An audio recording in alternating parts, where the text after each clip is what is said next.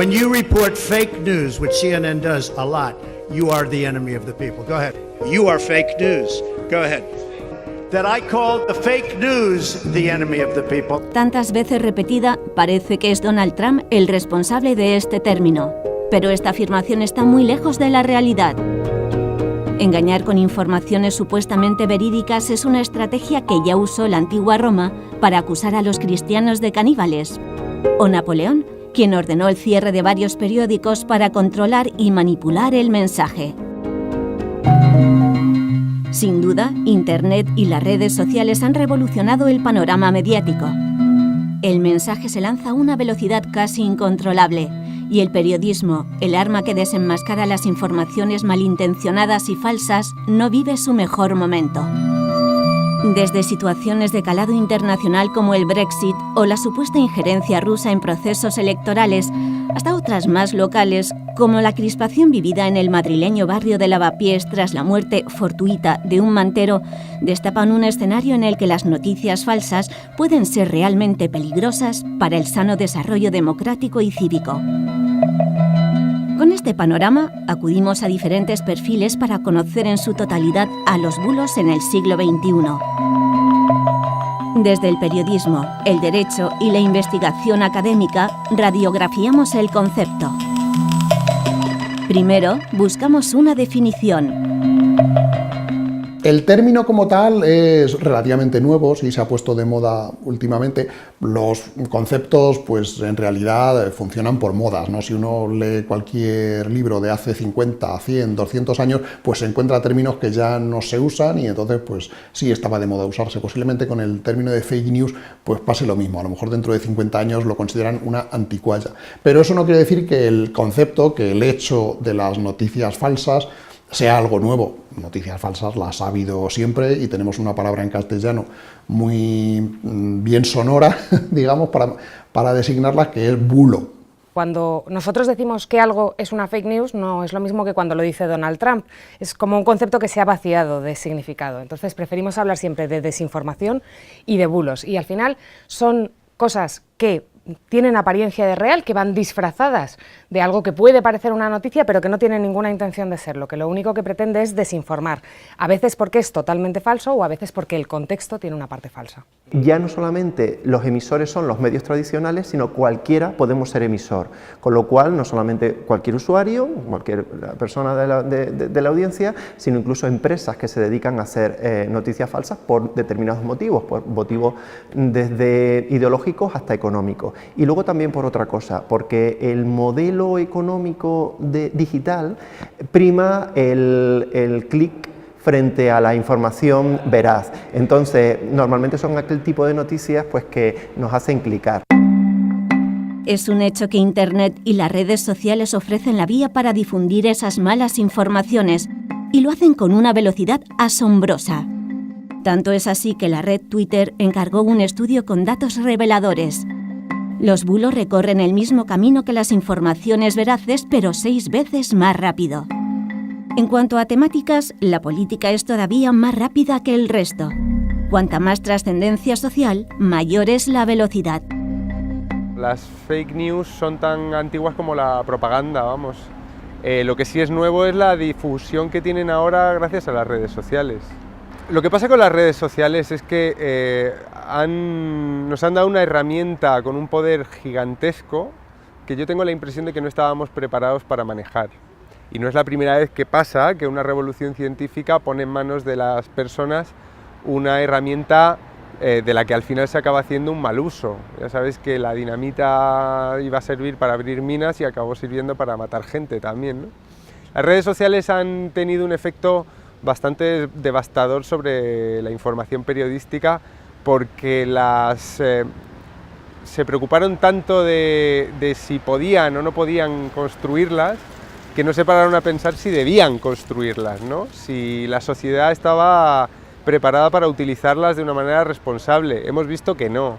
Hemos visto que las redes sociales son capaces de lo peor y de lo mejor, pero que no se discrimina. Que las redes sociales no son una entidad que se mueve por sí misma, ¿no? Las redes sociales son gente escribiendo tweets, dando likes en el Facebook, pasándose WhatsApps, etcétera, etcétera. No puede hacerse esta dicotomía. O sea, lo que pasa en las redes sociales es culpa de la gente que maneja las redes sociales, que somos la mayoría de nosotros, claro. Uno de los grandes problemas de las redes sociales es que existe un fenómeno que es el fenómeno de la homofilia, y es que los grupos se polarizan muchísimo, y ahora lo que tenemos son sociedades que están cada vez más polarizadas por ese tipo de noticias falsas, porque acentúan los perfiles de cada grupo social. Los progresistas se concentran con grupos progresistas, los conservadores con grupos conservadores, y eso está fragmentando mucho la idea de un concepto de opinión pública abierto, integrador y que permita un tipo de democracia social y participativa. El origen, como vemos, es incierto. Se ha creado una imagen colectiva de una persona escondida en el anonimato de la red creando contenidos malintencionados. Los expertos coinciden en que existen esas granjas de contenidos digitales oscuros, pero no queda ahí. Cualquier gabinete político, agencia o persona individual puede difundir un bulo y conseguir que llegue a un número elevado de receptores. Las intenciones son dos, uno quien las hace y otro quien las difunde. Quien las difunde yo pienso que muchas veces lo que hace es simplemente difundir algo que le apetece, que va a ser divertido, que va a ser interesante para su audiencia mínima de WhatsApp, etcétera, ¿no? Y luego también están, desde mi punto de vista, los que las hacen, los que las diseñan.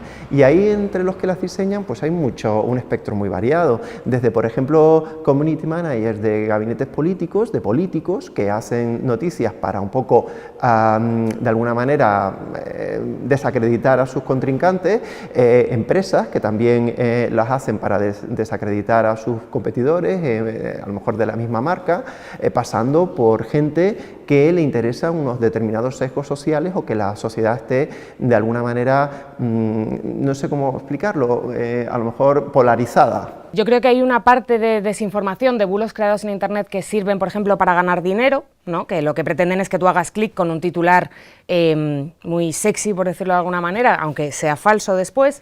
Algunos de esos tienen que ver con páginas satíricas, que en realidad están intentando hacer una broma, pero que la gente que no pilla la broma termina desinformándose. Y luego hay una serie de noticias que tienen que ver de desinformaciones que tienen que ver con la ideología. Estas que tienen que ver con la ideología son para nosotros las más peligrosas, porque lo que están pretendiendo hacer es transformar tu percepción de la realidad creando una realidad distorsionada. Y eso al final afecta a cómo el ciudadano toma decisiones. Estos son noticias ideológicas que pueden tener que ver con partidos políticos, con medidas que está tomando el gobierno, con la inmigración. Hemos visto muchos bulos relacionados con los migrantes en los últimos tiempos. Hay que estar muy atento a todo esto porque estas son las que determinan las decisiones que luego toman los ciudadanos. Entre todas las aristas que componen el concepto de bulo, ahora nos detenemos en la posible regulación que algunos expertos se plantean incluso a nivel internacional. En Francia, Emmanuel Macron ganó las elecciones. Sin embargo, la administración del Elíseo registró un alto flujo de bulos en favor de la opción liderada por Marine Le Pen, abiertamente preferida por Rusia. Esto ha provocado que desde París se comience a regular la situación para evitar un total descontrol sobre la información. Alemania también ha dado los primeros pasos en ese sentido, y en España se empiezan a escuchar las primeras opiniones al respecto. La libertad de expresión no lo resiste todo, como bien sabemos, y como han dejado claro en numerosas sentencias nuestros altos tribunales. Y si no lo acoge todo, tendremos que empezar a mirar en qué tipo de regulación conjunta, en el marco de la Unión Europea, habríamos de empezar a tomar decisiones sobre este asunto. La preocupación por este fenómeno ha llegado a la Unión Europea, donde los Estados miembros buscan estrategias interdisciplinares para frenar la desinformación malintencionada y los mensajes de odio, dos conceptos comúnmente unidos. Les fausses informations se propagent aujourd'hui à un rythme inquiétant. Elles menacent la réputation des médias et le bien-être de nos démocraties.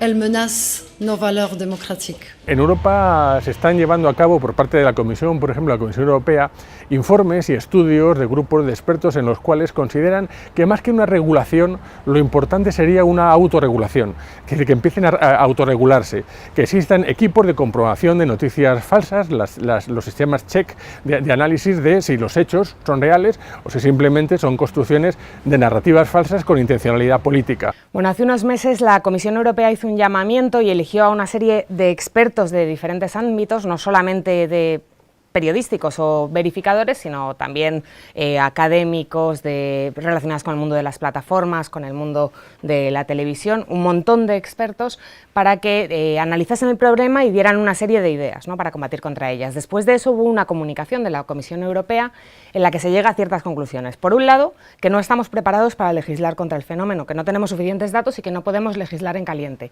Por otro lado, que hay que invertir un montón en educación, en alfabetización mediática y en formar una sociedad un poco más crítica, para que puedan combatir directamente ellos cuando reciben esas desinformaciones. Y en tercer lugar, se le ha dicho a las plataformas, a Facebook, a Twitter, a WhatsApp, que tienen que crear su código de conducta y cumplirlo para más o menos regir un poco mejor este ecosistema. Ese código de conducta ya está aprobado, se ha puesto en marcha. A nosotros nos parece que no es el mejor código de conducta del mundo, pero bueno, por lo menos compromete a las plataformas a hacer una serie de cosas que tienen que ver con transparencia, con liberar información, ese tipo de cosas.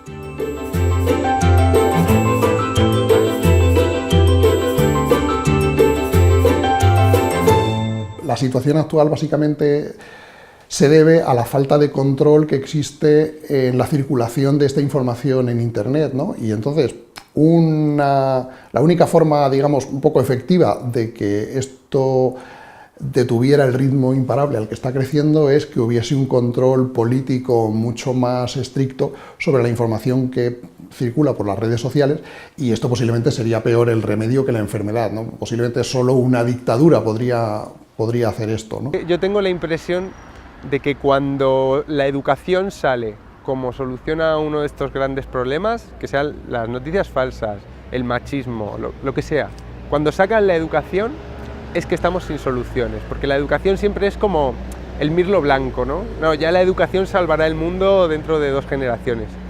Yo creo que no, yo creo que los medios tienen la responsabilidad última sobre las noticias falsas, aunque buena parte de la causa sea que la gente quiere creerse lo que ideológicamente le conviene y lo comparte en las redes sociales, etc.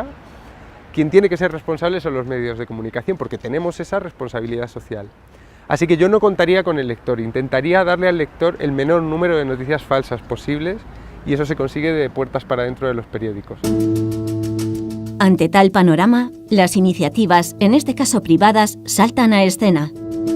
Más de un centenar de medios estadounidenses se han unido para crear un frente común contra los ataques del presidente Trump. You are fake news. The news is fake. Fake news. Sus continuos desplantes y acusaciones han agrupado a rotativos tan importantes como el New York Times o The Boston Globe, y así hasta llegar a unos 300 periódicos. En Estados Unidos, las fake news no han actuado solas. Es decir, en Estados Unidos las fake news han actuado. Además, existen estudios de Big Data y de funcionamiento real de trazado de redes, que se han hecho ya estudios, en los cuales las redes falsas circundan a las redes reales. Es decir, los motores de búsqueda, por ejemplo, los motores de búsqueda de Google explotan los algoritmos de noticias gracias a la existencia de robots automatizados que crean y generan noticias falsas de origen soviético que tienen impacto sobre el sistema electoral. Pero es que además ese sistema electoral se basa en que actualmente unos 206 millones de norteamericanos están catalogados por empresas como Cambridge Analytica, que ya no es Cambridge Analytica, digamos desde que sucedió aquel escándalo público de Cambridge Analytica, ahora se ha transformado en la compañía Emerdata. Hace lo mismo, está situada además físicamente en el mismo lugar donde trabajaba Cambridge Analytica, pero han creado un nuevo tipo de publicidad, y de publicidad electoral y de propaganda, que es la cognitiva. Se analiza las tendencias de cada persona a través de sus conductas de navegación, y cuando se tiene un análisis análisis psicológico de cómo son, se les bombardea con información que puede ser falsa en muchos casos, con objeto de obligarles o llevarles a explotar sus sesgos psicológicos. Esa sería la idea de la nueva tipo de propaganda cognitiva virtual que trabaja conjuntamente con las redes de noticias falsas. Y a mí me ha creado un estupor impresionante ver ruedas de prensa de Trump en donde hay muchísima gente atacando e insultando a los periodistas. He visto mítines de Trump en donde insultan a los periodistas del New York Times de forma muy agresiva. Y yo creo que esto, y también me da miedo que los políticos españoles empiecen a utilizar esa estrategia, porque ya la utilizó también Hugo Chávez, la han utilizado muchos, ¿no? Entonces, la ha utilizado, por ejemplo, Pablo Iglesias, la ha utilizado, y el otro día, cuando la portavoz del gobierno dijo que los medios, bueno, pues que eran, los acusó de propagar fake news. Estamos sufriendo mucha moda extranjera casi, desde Estados Unidos, de fake news, ahora de deepfake, que realmente estorba muchísimo lo que es la verdad periodística, que debe ser una verdad basada en datos y contrastada. Y bueno, hacer una reflexión con los medios de comunicación es importante. La libertad de prensa es fundamental para sostener una democracia. A través de digitales estamos sufriendo una ola de fake news importante. Es que la relación entre los políticos y los medios siempre es conflictiva. Y básicamente lo que nunca había pasado hasta ahora es que los políticos atacaran a los medios de esa manera tan brutal. Y lo están haciendo básicamente en casi todos los países. En España asistimos a un caldo de cultivo idóneo para la propagación masiva de bulos malintencionados. La tensión que se vive en Cataluña y la crispación política añadida dan frutos a los encargados de envenenar la parrilla informativa.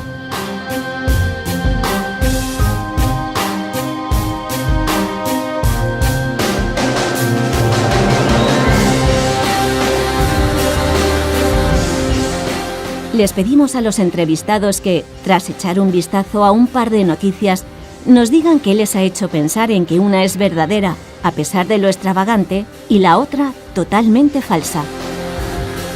Es verdad que es una noticia de estas de hacer clic, no es científicamente muy profunda, pero una de las cosas que a mí me parece interesante es que aparecen fuentes, es decir, habla en este caso pues uno que es el responsable del zoológico donde está el gorila. Estas noticias como eso, como que un gorila atraiga a muchas mujeres en Japón, parecen tanto mentira que frecuentemente son verdad, son historias raras que pasan por ahí. En cambio, en la otra se ve muy bien lo que hemos dicho antes, es una noticia que apela directamente a una postura ideológica, ¿no? Ese tipo de noticias hay que cogerlas con pinzas y es conveniente siempre ver qué medio las ha publicado e ir a buscar las declaraciones que realmente han hecho, si es que han deformado unas o si no, si se las han inventado. Si no aparecen en ningún otro sitio, se las han inventado. Pone: el gobierno de Uxue Barkos quiere que todos los niños de Navarra tengan vivencias sexuales a través de juegos eróticos infantiles, pero no pone cuándo lo ha dicho, quién lo ha dicho y no identifica el lugar ni nada. Y por otra parte, el medio es Mediterráneo Digital, políticamente incorrecto. Todo lo que sea políticamente, lo que tenga ese nombre de políticamente incorrecto, de Truth Seeker, el buscador de la verdad, esto a mí me crea total desconfianza. Desde el equipo de Maldita nos dan unos pequeños pero sabios consejos para que, como dicen ellos, no nos la cuelen. Cuando abrimos una noticia que nos puede parecer un poco rara, que nos huele un poco rara, lo primero que tenemos que hacer es fijarnos cuál es la fuente. ¿Es un medio de comunicación que ya conocemos o es una página web que no conocemos de nada? Lo segundo que tenemos que hacer es ver qué tiene a su alrededor, porque a veces estamos en webs que, si nos fijamos, tienen cosas que son un poco extrañas alrededor y que ya nos deberían hacer desconfiar. Luego, muchas veces la desinformación nos hace llamadas del tipo compártelo, indígnate. Ese tipo de cosas lo único que están haciendo es intentar que lo viralicemos, pero no tienen nada de real. Y luego hay una cosa que para mí es básica: si no tienes claro que algo es real, no lo compartas. La actualidad sobre los bulos en Internet se actualiza constantemente y parece que persigue los procesos electorales prácticamente alrededor del mundo. El periodismo de calidad y la defensa por una información veraz se alzan como soluciones a un problema con cada vez más presencia.